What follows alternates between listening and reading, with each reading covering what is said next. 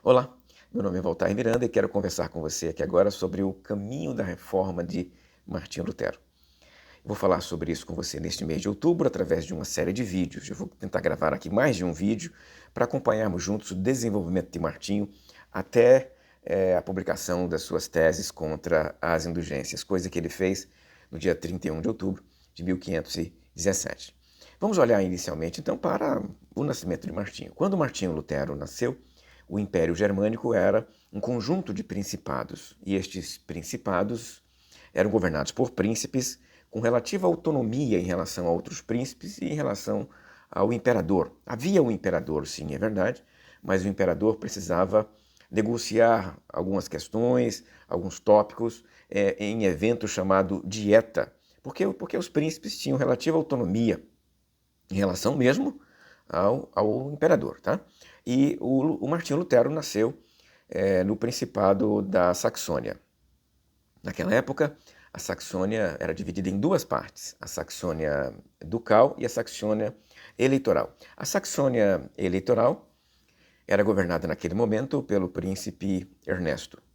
3 anos após o nascimento de Martinho Lutero, o Ernesto morre e o príncipe Frederico assume aquele principado, e Frederico será o grande protetor de Martinho durante praticamente boa parte da vida de Martinho. E logo depois que o Frederico morre, o filho de Frederico também será um protetor do Martinho Lutero. Do outro lado, a Saxônia ducal, nós temos um outro príncipe, mas esse príncipe será um príncipe adversário, não vai gostar nem um pouquinho de Martinho Lutero e as coisas que ele vai fazer. Naquele contexto, Hans, o pai de Martinho, e Margarida se conheceram, né, e se casaram. Se casaram e foram morar na cidade de Eisleben, uma cidade pequena do interior, que tinha naquela época mais ou menos 4.500 habitantes. O Hans, ele trabalhava em minas, e havia naquela região ali, na Saxônia, algumas minas, e ele era então um mineiro, ele trabalhava nas minas, e então ele se casou com Margarida e continuou trabalhando com minas, continuou vinculado às minas da Alemanha. Martinho Lutero nasceu no dia 10 de novembro de 1483. Ele nasceu no dia de São Martinho. E porque ele nasceu no dia de São Martinho, ele recebeu justamente o nome, né, Martinho, em homenagem ao santo do dia, que era São Martinho. Ele foi apresentado na paróquia de São Pedro, paróquia essa que vai ter uma importância curiosa na morte de Martinho lá no final, mas isso fica para frente, tá? Nesse momento aqui vamos nos concentrar no nascimento da criança. Martinho então nasceu no dia 10 de novembro e logo no dia seguinte ele já foi apresentado na igreja. Por quê? Porque os pais entendiam que não dava para demorar muito, as crianças morriam com muita facilidade, então queriam apresentar seus bebês logo no dia seguinte ao nascimento. Um pouco depois, os pais de Martinho se mudaram para uma cidade um pouco mais desenvolvida, a cidade Mansfield. E ali, em Mansfield, o pai de Martinho, Hans, ele se desenvolveu, ele cresceu um pouco na vida e ele se tornou, inclusive, chefe de minas, né? E isso deu a ele aí uma espécie de ascensão social naquela cidade, tá?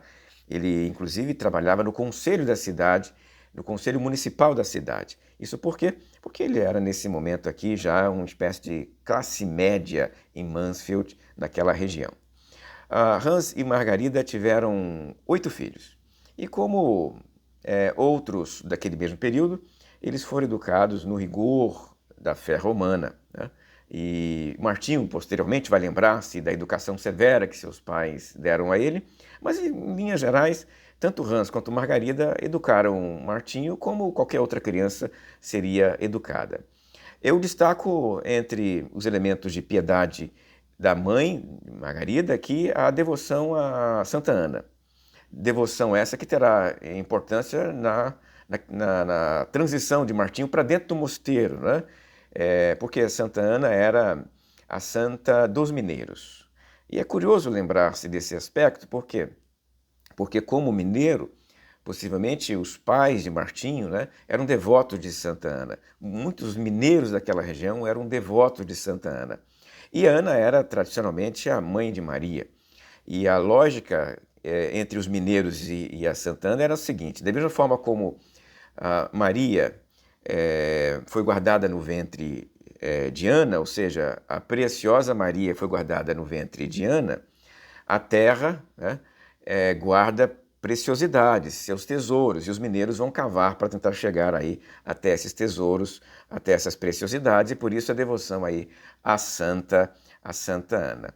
Pois bem, cresceu devoto de Ana, e será, né, a Ana que ele vai gritar naquela oportunidade em que ele vai cair do cavalo por causa de um relâmpago. Né? Valei-me Santa Ana, será o grito de Martinho Lutero naquela oportunidade, quando ele vai se comprometer em ingressar no mosteiro. Tá? Martinho, quando ele tinha 6 e 7 anos, foi enviado para a escola elementar de Mansfield. Ali ele aprendeu a ler e a escrever.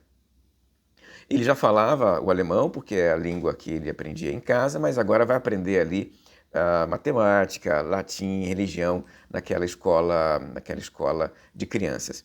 Ele vai dizer que sofreu muito naquela escola, apanhou dos professores, inclusive vai escrever um livro sobre educação, onde ele vai dizer que as escolas devem tratar as crianças de uma outra forma, porque ele achava que ele foi educado de forma muito violenta na escola.